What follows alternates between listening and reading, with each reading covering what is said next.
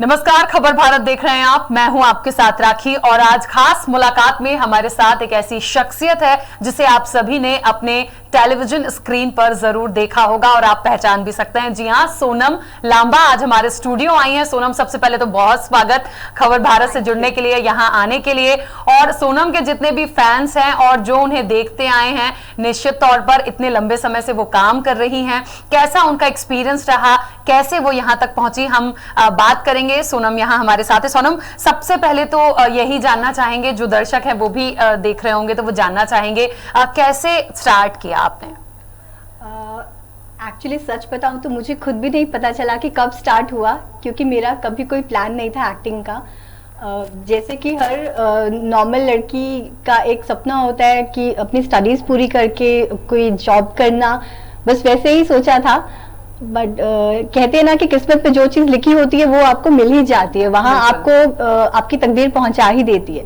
तो मेरे साथ बिल्कुल वैसा ही हुआ, बिल्कुल अचानक से सब कुछ हुआ मेरे साथ। मुझे सोचने का भी वक्त नहीं मिला, 24 घंटे के अंदर हो गया मेरे साथ। बिल्कुल बिल्कुल। अच्छा, आपका जन्म चंडीगढ़ में हुआ, तो चंडीगढ़ से स्कूलिंग और तमाम चीजें जो हुई, उसके बाद मुंबई तक की हम बात करें तो वहां से यहाँ तक कैसे पहुंचे, कैसा रहा वो सफर? बहुत ही अच्छा सफर रहा। ऑफ कोर्स मुश्किलें आई थोड़ी, बट भगवान की दया से बाकी लोगों के कंपैरेटिवली थोड़ी कम मुश्किलें आई, क्योंकि शायद भगवान की ज़्यादा कृपा थी मुझ पे कि चीज़ें अपने आप होती गई। और परिवार का सपोर्ट था, लोगों ने बहुत प्यार दिया, तो मेरे लिए बहुत अच्छा सफर रहा ये।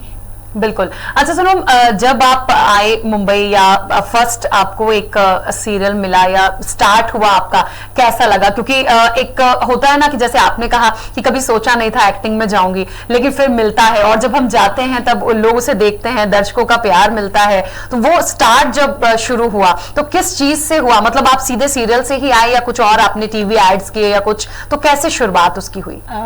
एक्चुअली मेरे ग्रेजुएशन के एग्जाम्स दिए हुए थे मैंने, उसकी मेरी छुट्टियां चल रही थी, अभी रिजल्ट आने वाला था। तो मैं ये सोच रही थी कि इन दिनों में फ्री बैठने के बजाय क्यों ना कुछ ज्वाइन किया जाए, कोई हॉबी कोर्स या कुछ ऐसा ज्वाइन किया जाए। तो मुझे किसी फ्रेंड ने सजेस्ट किया कि तू थिएटर ज्वाइन कर।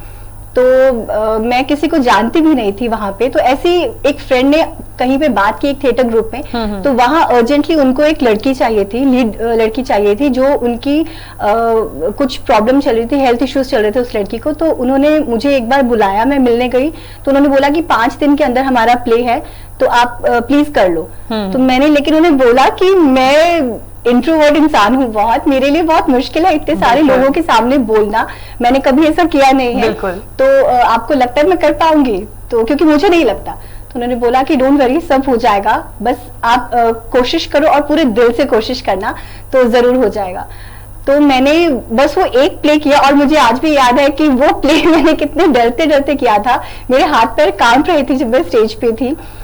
तो वहीं शायद किसी ने मुझे देखा, वहाँ एक सीनियर थे, उन्होंने मुझे बोला कि तेरा काफी इंडियन फेस है, तो सीरियल्स के लिए ट्राई क्यों नहीं करती? तो मैंने बोला कि नहीं, मेरे मम्मी पापा मुझे जाने नहीं देंगे और मुझे स्टडीज पूरी करनी है अभी, और मैं तो कभी अकेले रही नहीं हूँ कहीं बाहर, और बॉम्बे तो बहुत दूर है, मैं कैसे रह पाऊंगी, नहीं रह पाऊंगी कभी। और जैसे कि हर एक छोटे शहर की फैमिलीज में होता है कि मैंने भी ये बोला कि मेरे घर से कभी आज तक कोई नहीं गया इस इंडस्ट्री में, तो मेरा जाना इम्पॉसिबल है, मम्मी पापा नहीं जाने देंगे। उन्होंने बोला कि तू एक बार ट्राई कर, ऑडिशन दे, अगर हो गया वहां पे सिलेक्शन तो हम खुद तेरे मम्मी पापा को कन्विंस करने की कोशिश करेंगे। तो मैंने डरते डरते बोल तो दिया, ऑडिशन भी वहां पे एक दे दिया, लेकिन ऑडिशन मुझसे दिया नहीं गया क्योंकि मैं बोल नहीं पा रही थी, कैमरा को लेके बहुत डर लग रहा था। तो उन्होंने सिर्फ पीछे म्यूजिक चला के जस्ट कुछ मॉन्टाजेस शूट किए कि यहाँ देखो वहां देखो, स्माइल करो, सिर्फ ये देख के ये रिकॉर्ड करके उन्होंने भेज दिया 1-2 प्रोडक्शन हाउसेस में। और ऐसा लग रहा था जैसे कि भगवान ने वहां उन लोगों को मेरे लिए ही रोक के रखा हुआ था। अचानक से कुछ दिनों के अंदर ही वहां से मुझे कॉल आ गई कि आपका सिलेक्शन हो गया है। तो पहले तो मुझे यकीन नहीं आया, मुझे लगा कि कुछ फ्रॉड होंगे या ऐसे कैसे हो सकता है। तो मैंने ये सोचा कि वहाँ लाखों लोग इतना स्ट्रगल करते हैं, उनको काम नहीं मिलता, तो मुझ जैसे इंसान को जिसको एक्टिंग की ABCD नहीं पता, उसको कैसे मिल सकता है काम। तो उन्होंने बोला कि डोंट वरी, सब हो गया है। तो अब मेरे लिए एक बहुत बड़ा टास्क था कि मैं घर पे कैसे बताऊं पहले, क्योंकि मैंने मम्मी पापा को बताया नहीं था। क्योंकि मुझे सिर्फ ये था कि ठीक है एक ऑडिशन देते थे, कौन सा मेरा होगा, तो मैंने सिर्फ ऐसे ऑडिशन दे दिया। पर वहां पे जब फाइनल हो गया और तब मैंने उनको बोला कि नहीं मैम आप मना कर दो, मैं नहीं जा पाऊंगी। तो उन्होंने बोला कि ऐसा कैसे हो सकता है, इतनी मुश्किल से लोगों को चांस मिलता है और तुझे इतनी इजीली चांस मिल गया, तो ऐसे मत कर, मम्मी पापा से तेरे हम बात करते हैं। तो मुझे समझ नहीं आया मैं कैसे उन्हें बोलूं, कैसे बताऊं। तो बहुत डरते डरते मैंने मम्मी को बताया एक दिन, और वो मैम जो थे मेरे सीनियर, उन्होंने मम्मी को बताया कि इसका एक शो में सिलेक्शन हो गया है, तो आप इसे बॉम्बे जाने की परमिशन दे दो। तो मम्मी तो सुन के इतना डर गई थे, इतना गुस्से में आ गए कि इसने कर कैसे लिया, ऑडिशन कैसे दिया बिना बताए। तो मम्मी ने बोला कि मैं नहीं भेज पाऊंगी। तो मैम ने कहा कि आप प्लीज इसके पापा से बात करो और उन्हें कन्विंस करने की कोशिश करो। तो मम्मी ने बोला कि वो मानेंगे नहीं, हमें पता है, हमारी फैमिली से कभी आज तक कोई नहीं गया। तो मम्मी ने पता नहीं पापा को कैसे कन्विंस किया। पहले तो पापा बहुत गुस्सा हुए और फिर मान गए अचानक से। और मेरे पास एक्चुअली 24 घंटे का टाइम भी नहीं था। जब मुझे कॉल आई, आज मुझे कॉल आई है दोपहर 12-1 बजे के आसपास कि आपको आज शाम को पहुंचना है मुंबई और अर्जेंट कास्टिंग है और 2 दिन के अंदर प्रोमो शूट करना है शो का। तो पॉसिबल ही नहीं था। पहली बार तो आधे से ज्यादा दिन तो हमारा मम्मी पापा को मनाने में ही निकल गया था। हाँ। तो उसके बाद फिर जब कन्विंस हुए और हमने बोला कि हमें एटलीस्ट 1 दिन का टाइम दे दीजिए, तो अगले दिन हम वहाँ बॉम्बे पहुंचे, मैं और मम्मी। तो वहाँ जाके जब सब कुछ देखा, सब बहुत प्रोफेशनल लगे, सब बहुत अच्छा माहौल लगा वहाँ पे। तो फिर मम्मी को थोड़ी सेटिस्फैक्शन हुई और बस उसके बाद हो गया। मतलब ये 2 सपने एकदम से पूरे हुए, क्योंकि एक तो ये था कि कभी सोचा नहीं था कि पहले तो कॉल आ जाएगा, कभी नहीं सोचा था। दूसरा फिर ये भी नहीं सोचा होगा कि मम्मी पापा हाँ भी कर देंगे, वो भी मनाया तो हो गया। तो मतलब 2 सपने एकदम ऐसे कि ड्रीम कम ट्रू बोलते हैं ना, वो हुआ और उसके बाद वो जर्नी शुरू हो गई। अच्छा, अभी भी आप एक सीरियल कर रहे हो, तो उसमें कितना टाइम है, कब से हम उसे देख पाएंगे? मैं अभी जो शो कर रही हूँ एक दूजे की परछाई, वो स्टार्ट हो गया था फरवरी में, बट लॉकडाउन हुआ, उसकी वजह से शो को रोकना पड़ा कुछ टाइम के लिए। तो अभी लॉकडाउन खत्म हो गया है, तो आई होप कि बहुत जल्दी अभी दोबारा से हम शूटिंग रिज्यूम कर रहे हैं, मे बी इसी महीने में। तो बहुत जल्दी आप लोग टीवी पे देख पाएंगे उससे। बिल्कुल। अच्छा सोनम, हॉबीज की बात की जाए तो क्या सबसे अच्छा लगता है? और अभी भी मतलब ऐसी कोई चीज जिसे शायद हम कहीं भी किसी भी लेवल पे पहुंच जाए वो छूट नहीं सकता? मुझे ट्रैवलिंग बहुत पसंद है, खासकर मुझे पहाड़ बहुत पसंद है और पहाड़ों में घूमना मुझे लगता है कि चाहे मैं कहीं भी पहुंच जाऊं, लेकिन लाइफ में पहाड़ मेरी लाइफ से कभी नहीं निकल पाएंगे। मुझे बहुत खुशी मिलती है पहाड़ों में घूमने से।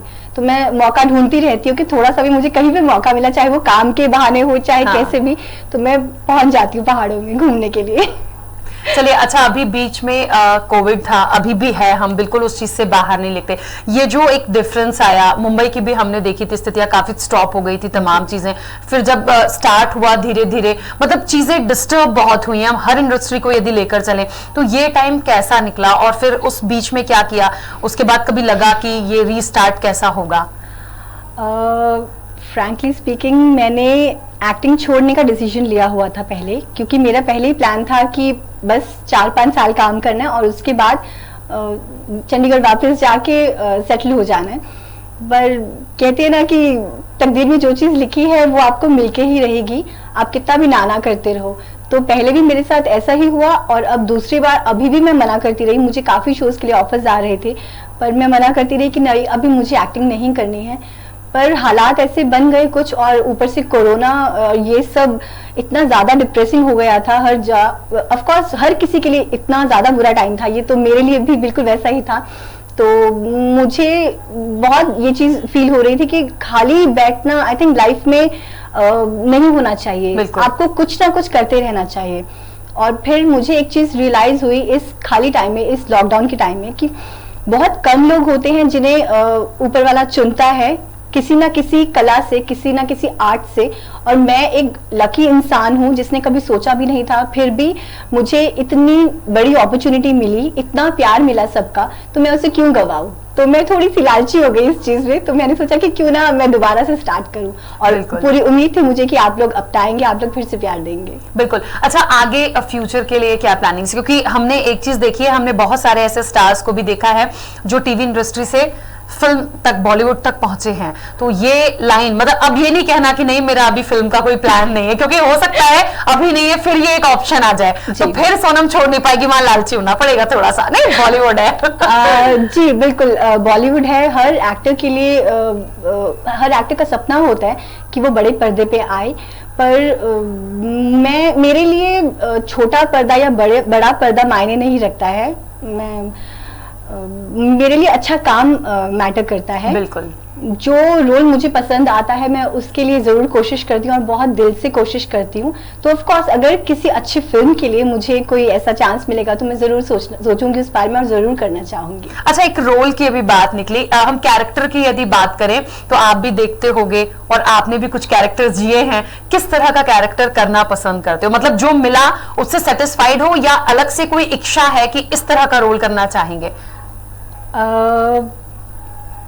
एक्चुअली मैं जैसी हूँ, जैसी सोनम है, अभी तक मुझे मोस्टली वैसे ही कैरेक्टर्स मिले हैं। और ये अच्छी चीज है कि लोगों ने पसंद किया है, लोगों ने अपनाया है उन कैरेक्टर्स में मुझे। पर अब मुझे लगता है कि कुछ थोड़ा सा अलग करने का वक्त आ गया है, ताकि लोग देख सके कि सोनम और किरदारों में भी अच्छा कर सकती है और किरदारों को भी निभा सकती है। तो हाँ, कोई स्ट्रॉन्ग कैरेक्टर हो, जो कि जैसे कि हमारे इंडियन टीवी सीरियल्स में होता है, वो मासूम सी बहू, और वैसा कैरेक्टर मैंने कर लिया बहुत। और अब मैं सोचती हूँ कि कोई स्ट्रॉन्ग कैरेक्टर मिले मुझे, थोड़ा सा उससे अलग मिले, तो मैं जरूर उसके लिए ट्राई करना चाहूंगी। बिल्कुल। अच्छा, हमने एक चीज देखी है, हम कभी कभी बहुत सारी चीजों के बारे में नहीं सोचते, बट एक टाइम होता है वो चीजें हमें मिलती जाती हैं, जैसे आपके साथ भी हुआ। सपोर्ट की बात भी मुझे ऐसा लगता है, जिस तरह से आपने अपनी जर्नी के बारे में बताया कि एंड ऑफ द मोमेंट हम देखें तो मम्मी पापा ने सपोर्ट किया। तो क्या मानते हैं, जब वहां से वो सपोर्ट मिला और उसके बाद जब मुंबई तक आए, जब ये सारी चीजें हुई हैं, तो कहते हैं ना कि कुछ लोग ऐसे जुड़े होते हैं लाइफ में जिनकी बदौलत हम और आगे पहुंचते हैं, और निश्चित तौर पर पहुंचेंगे। मम्मी पापा के साथ साथ कोई ऐसा व्यक्ति जिसने इस फील्ड के लिए आपको बहुत प्रमोट किया हो, या आपको लगता है कि उनकी हेल्प से आप यहां तक पहुंचे? लकीली मुझे सब अच्छे लोग मिलते गए अपने आप ही, पर तो जैसे आपने बताया कि मेरे कुछ टीचर्स थे और आपको प्ले का एक वो मिला था, उन्होंने सपोर्ट किया, उन्होंने बात मम्मी तक पहुंचाई, तो फिर मम्मी तक वो, मतलब वो एक सपोर्टर ही हुए आपके बहुत बड़े, कि मम्मी तक वो आए हैं, वहां बात हुई है, उसके बाद मम्मी पापा मान गए, फिर हम चले गए। सेट पे भी हमने देखा है कई बार हम यदि नर्वस हो जाएं या हमसे कोई चीज नहीं हो रही है, तो कुछ लोग होते, हमारे को एक्टर्स भी हो सकते हैं या जो हमारे डायरेक्टर्स होंगे, वहां बहुत एक सपोर्ट करते हैं कि हमें इस तरह से उन चीजों को लेने, मतलब जो डर होता है ना वो दूर होता है। बिल्कुल। एक्चुअली जब मैं नई नई आई थी तो काफी बचपना था मुझ पे, और क्योंकि काफी छोटी उम्र में आई थी तो सब कुछ बहुत नया नया था। इवन मेरे पहले शो के शूटिंग के दौरान मैं कई बार तो रो पड़ती थी, मुझे डायरेक्टर डांट देते थे बच्चा समझ के, लेकिन वो सिखाना चाहते थे मुझे। मैं उस टाइम डरती थी बहुत, लेकिन धीरे धीरे जब सबने इतना प्यार देना स्टार्ट किया सेट पे, चाहे वो मेरे को एक्टर्स हों, चाहे डायरेक्टर्स हों, चाहे बाकी यूनिट हो, टेक्नीशियंस हो, सबने इतना प्यार देना शुरू किया। सब बिल्कुल फैमिली की तरह रहने लगे थे वहां पे, मुझे बिल्कुल एक बच्चे की तरह ट्रीट करते थे, जैसे कि घर का कोई बच्चा होता है। तो वो उनका वो सपोर्ट, उनका वो प्यार मेरे लिए बहुत फायदेमंद साबित हुआ। मुझे उस सब की वजह से आगे बहुत हेल्प मिली, एक कॉन्फिडेंस आया मुझ में कि मैं कर सकती हूँ। और बहुत जैसे कि मैंने पहले भी बोला कि लकीली मुझे हर जगह बहुत अच्छे लोग मिले, बहुत जिन्होंने मुझे बहुत कोऑपरेट किया मेरे साथ। मुझे सीखने का भी मौका मिला मेरे सीनियर कलाकारों से, और कई शोज में जो मेरे को एक्टर्स थे वो बहुत ज़्यादा मजे हुए कलाकार थे, उनसे बहुत कुछ सीखा मैंने। और अगर मैं कभी कुछ गलत करती भी थी तो वो बहुत प्यार से सिखाते थे। तो हाँ, ऑफ कोर्स मेरे लिए बहुत वो अच्छा रहा और बहुत मुझे हेल्प मिली उस सब से। अभी आगे और क्या क्या प्लानिंग्स हैं? अभी तो फिलहाल जो मेरा शो आ रहा है एक दूजे की परछाई, और वो इंदौर पे बेस्ड है, आपके एमपी का ही एक शहर है। बिल्कुल। तो वहीं पे शूटिंग हो रही है उसकी, अभी फिलहाल तो वही प्लान है और आगे देखते हैं। अच्छा है, बिल्कुल। बहुत सारी शुभकामनाएं हमारी खबर भारत की तरफ से कि कहीं ना कहीं ये जो चीजें आप कर रहे हो, आप इसमें और ज्यादा, बहुत ज्यादा सक्सेस हो। एक बहुत छोटे से हम यहाँ पर ब्रेक के लिए रुक रहे हैं, ब्रेक के बाद भी हमारी ये चर्चा सोनम से जारी रहेगी।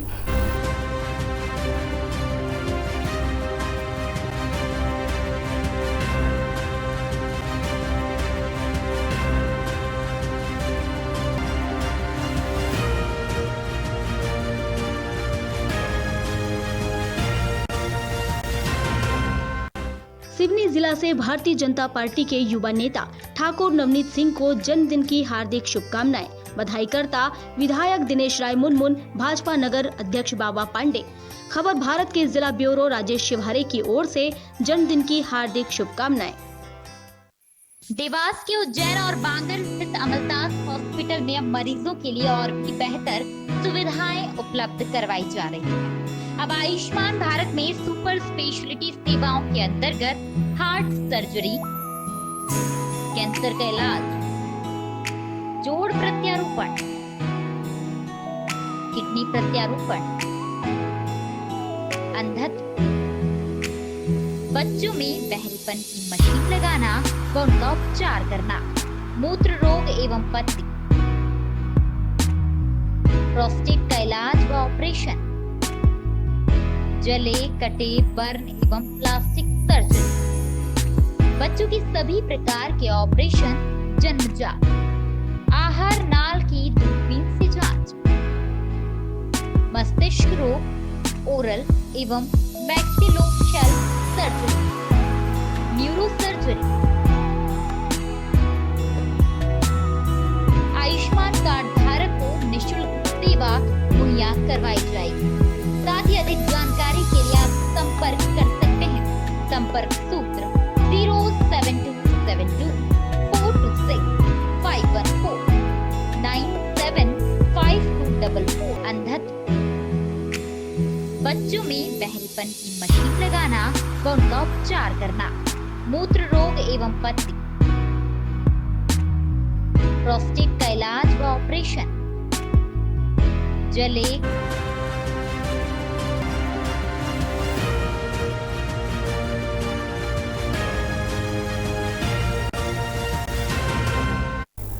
चलिए, ब्रेक के बाद एक बार फिर आप सभी का स्वागत है और बात चल रही है सोनम लांबा के साथ, एक ऐसी शख्सियत जिन्हें आपने टेलीविजन पर देखा और आज खबर भारत के स्टूडियो में हमारे साथ है। बहुत कुछ आप इनके बारे में जान चुके होंगे, काफी देर से हमारी चर्चा चल रही है। सोनम, एक बात और बहुत सारे दर्शक जानना चाहते होंगे, क्योंकि मुझे ऐसा लगता है हर कैरेक्टर को जीता है इंसान यदि इस फील्ड में है। टेलीविजन इंडस्ट्री की बात करें, हम बॉलीवुड की बात करें, फिल्म इंडस्ट्री की बात करें, बहुत बड़ा है और मुंबई को तो महानगरी कहा ही जाता है, तो हर चीजें वहां हैं। हम कल्चर की यदि बात करें तो हमने देखा है इंडियन कल्चर में भी बहुत चीजें हैं, बहुत कैरेक्टर्स हैं। वेस्टर्न कल्चर को बहुत ज्यादा मुझे ऐसा लगा कि इन्वॉल्व किया गया है। इसका क्या जरूरी है कि क्वेश्चंस भी कई उठे हैं, हमने कई बार मीडिया प्लेटफॉर्म पे भी देखा, बहुत लोग सवाल उठाते हैं कि क्या छोटी ड्रेसेस से ही हम वो हाइप ले सकते हैं। आपका क्या व्यू है?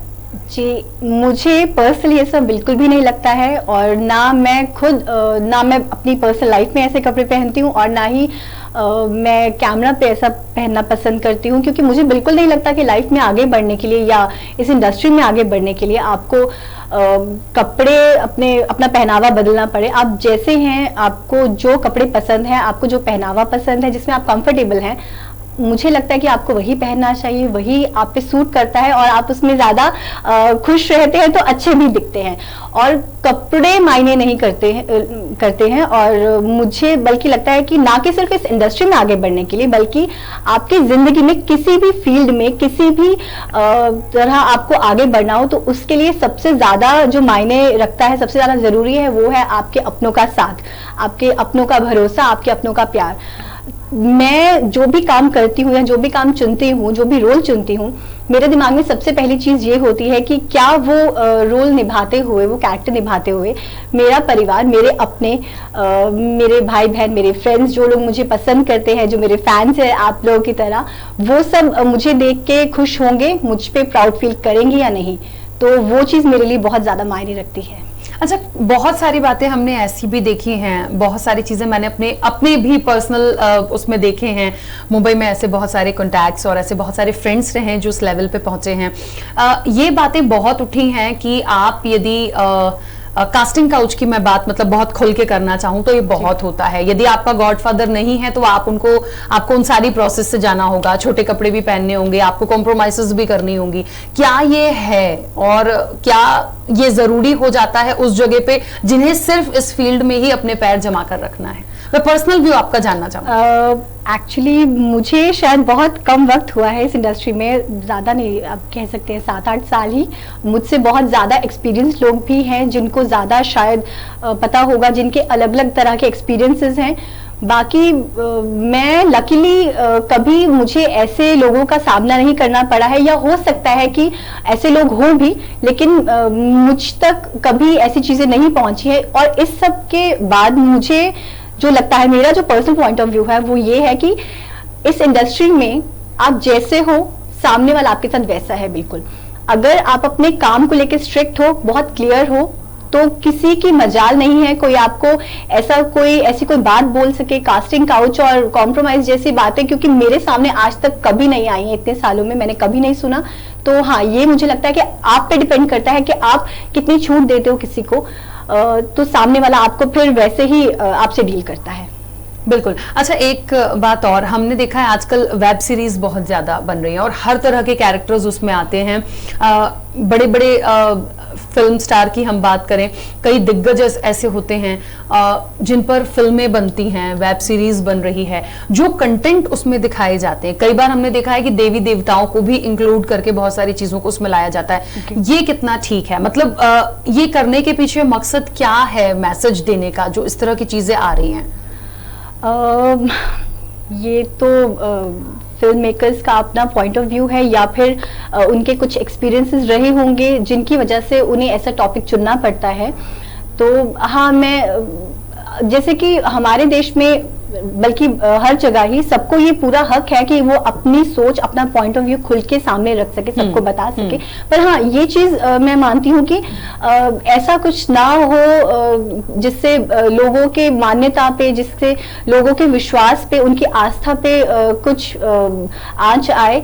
तो मुझे लगता है कि अगर फिल्म मेकर्स को या बाकी सबको अपनी सोच, कोई ऐसी सोच रखनी है सामने, तो थोड़ा इस तरह से रखें कि लोगों की आस्था को ठेस ना पहुंचे। बिल्कुल ठीक बात है, और ये होना भी चाहिए, क्योंकि हमने देखा है आजकल वो सारी चीजें होने लगी हैं कि बाद में उन पर ऑब्जेक्शन आता है। कई ऐसी फिल्म्स आई हैं, कई ऐसी वेब सीरीज है जिसको लेकर जो धार्मिक संगठनों से लोग जुड़े होते हैं उन्होंने सवाल उठाए हैं, या तो फिर उसका नाम हटा दिया जाता है या उसके कंटेंट में कुछ एडिट करना पड़ता है। तो ये सारी चीजें जो हो रही हैं, निश्चित तौर पर ये सोच समझकर होना चाहिए। अच्छा सुनो, एक बात और, हमने ये कई बार देखा है टीवी इंडस्ट्री में, कैरेक्टर्स जो होते हैं, एक तो वो बिल्कुल सही है कि कास्टिंग के अकॉर्डिंग वो चुना जाता है कि वो कैसा है, लेकिन जब वो सीरियल कई सालों चलते हैं, एक छवि वैसी बन जाती है। मतलब जैसे आपको देखेंगे, आपने भी बोला बिल्कुल इंडियन उसमें, और एकदम प्यारी सी, क्यूट सी बहू, मुझे लगता है कहना चाहिए, तो वो कैरेक्टर्स जीना, तो ऐसा खुद को भी अंदर से फील होने लगता है, क्योंकि जब एकदम से कोई अलग से देखता तो उसे लगता है नहीं यार ये कैसे, हम तो एक तो वो कैरेक्टर करते करते वैसे फील आने लगता है। जी, बहुत ज्यादा फील आती है।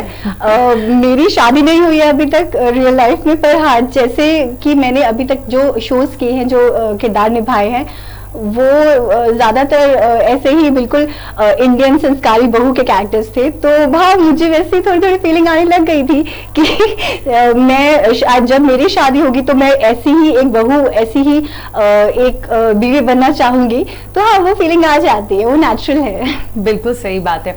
अच्छा, अब आगे, क्योंकि भोपाल आए, भोपाल कैसा लगा? क्योंकि ये हमारा भोपाल है, बहुत सारे लोग, बहुत सारी शूटिंग्स यहाँ होती हैं, बहुत सारे सेलिब्रिटीज हैं जो यहाँ आते हैं। आप भी आए, कैसा लगा? जी, पहले तो मैं आपको बता दूं कि मैं भोपाल इससे पहले भी आ चुकी हूं और आपको ये जान के खुशी होगी कि मेरी एक्टिंग का सफर ही भोपाल से शुरू हुआ था, क्योंकि मेरा पहला शो उसका सबसे पहला सीन ही हम लोगों ने भोपाल में शूट किया था। तो मेरे लिए भोपाल बहुत स्पेशल है। यहाँ से मेरी जर्नी पहली बार शुरू हुई थी और बहुत प्यारी जर्नी रही है। तो मैं उम्मीद करती हूँ कि अब जो मुझे मौका मिला है भोपाल आने का, यहाँ से भी मुझे आप लोगों की बहुत सारी शुभकामनाएं मिले, बहुत सारा प्यार मिले, ताकि अब जो मेरा सफर शुरू हो रहा है वो भी बिल्कुल वैसा ही रहे, बल्कि उससे भी ज्यादा बेहतरीन रहे।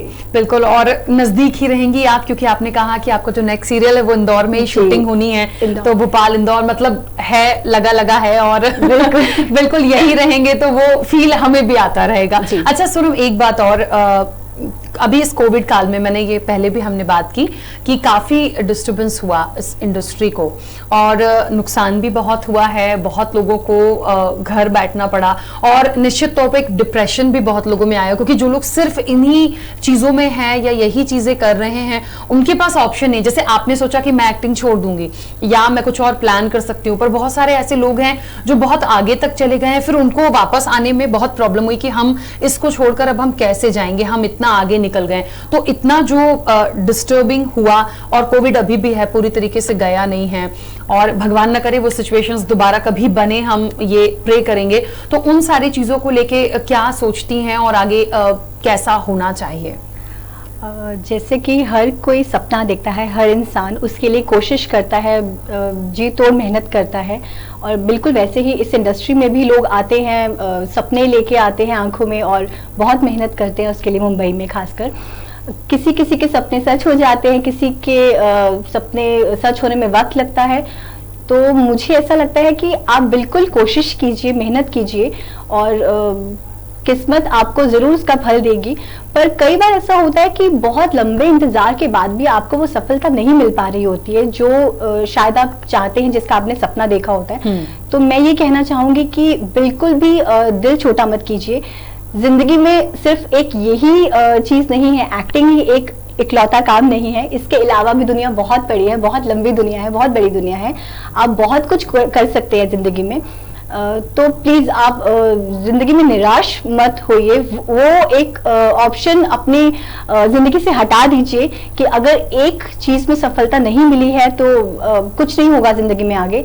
तो बिल्कुल मैं ये सोचती हूँ। चलिए, एक छोटा सा आखिरी सवाल सोनम, चलते चलते उन तमाम दर्शकों के लिए जो आपके फैन हैं और खबर भारत जितने हमारे दर्शक देख रहे हैं, हमारा एमपी, हमारा मध्य प्रदेश, आपके इंदौर वाले भी जो आप शूटिंग करने जाएंगे, उन्हें क्या मैसेज देना चाहती हैं? आप लोगों ने मुझे बहुत दिल से अपनाया है, बहुत प्यार दिया है आज तक हमेशा। मैं चाहती हूँ कि अब जो मेरा सफ़र दोबारा से शुरू हो रहा है उसे भी आप अपनाएं, बहुत प्यार से मेरे साथ उसमें शामिल हो और मुझे बहुत सारा प्यार दें। मैं बहुत कोशिश करूँगी कि आप लोगों की उम्मीदों पे खरी उतरूँ। बिल्कुल बिल्कुल, और क्योंकि कोविड भी है, इंडस्ट्री भी अब वापस रफ्तार धीरे धीरे पकड़ रही है। कोविड को लेके क्या कुछ कहना चाहेंगे? ये जैसे कि सबको पता है बहुत बुरा टाइम है, बहुत ही मुश्किल वक्त है, ना कि सिर्फ इस इंडस्ट्री के लिए, हर इंसान के लिए। पूरी दुनिया इससे जूझ रही है, इससे लड़ रही है। तो हमें हिम्मत रखने की बहुत ज़रूरत है। मुझे पता है कि इस कोविड के दौर में बहुत लोगों ने अपनों को खोया है, मैंने भी अपनों को खोया। इस वक्त में बहुत मुश्किल वक्त है, तो हम सबको हिम्मत रखने की ज़रूरत है इस वक्त, और उम्मीद पे दुनिया कायम है, ये तो पता ही है। और हर नया दिन एक नया सवेरा लेके आता है।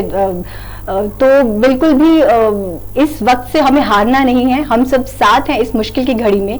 तो बहुत जल्दी ये वक्त खत्म होगा, ये जाएगा और दोबारा से बहुत अच्छा वक्त शुरू होगा। बिल्कुल। चलिए सोनम, बहुत शुक्रिया कि आप खबर भारत आए, हमसे मिले। हमारे दर्शकों को निश्चित तौर पर बहुत अच्छा लगा होगा और वो जाना होगा उन्होंने, क्योंकि होता है ना कि हम यदि किसी कैरेक्टर को देख रहे हैं तो उसकी पर्सनल लाइफ कैसी होती है, वो कैसे पहुंचा है, ये सब जानना चाहते हैं। तो बहुत सारा थैंक्स भी और बहुत सारी शुभकामनाएं भी हमारी पूरी टीम और खबर भारत की तरफ से कि आने वाला जो सीरियल है वो भी, उसे भी इतना ही प्यार मिले जैसे दूसरे सीरियल्स को मिला है। तो आपको बता दें कि हमारे साथ आज जिस तरीके से सोनम लांबा थी और बहुत कम उम्र से देखिए शुरुआत हुई है और अभी भी जिस तरीके से स्ट्रगल उनका हुआ, जो चीजें उनको मिलती गई हैं, एक वक्त वो भी आया है जब उन्हें लगा कि अब मुझे क्विट करना चाहिए, मुझे एक्टिंग नहीं करनी है, लेकिन फिर से दोबारा मौका मिला। ये उन लोगों के लिए भी मैसेज बहुत अच्छा है कि यदि एक टाइम पर कुछ हाथ नहीं भी है या सफल नहीं भी हुए हैं तो प्लीज आपको डरना नहीं, घबराना नहीं है, कोई गलत कदम नहीं उठाना है, थोड़ा सा ब्रेक लीजिए क्योंकि इस कोविड में भी बहुत सारे लोगों ने बहुत सारी चीजों को खोया है। किसी की जॉब गई है, किसी को एक्टिंग फील्ड से मुश्किल हुई है, किसी ने अपनों को खोया है। तो देखिए बहुत सारी चीजें डिस्टर्ब हुई, लेकिन धीरे धीरे वापस पटरी पर सब कुछ आ रहा है। तो आपको हार नहीं माननी है, बस यही मुझे लगता है सोनम का भी मैसेज था और ये हमारा भी मैसेज है। आज खास मुलाकात में इतना ही, दीजिए इजाजत, नमस्कार।